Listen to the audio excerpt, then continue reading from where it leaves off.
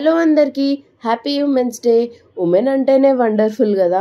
ఇక వాళ్ళకి beauty wonder అన్ని వాళ్ళే.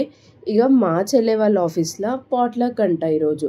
సో దానికోసం అని చెప్పి మా చెల్లెకి డబుల్ కమిటా రెసిపీ వచ్చింది. చెల్లెలు అడిగితే అక్క చేయకుండా ఉంటుంది అయినా.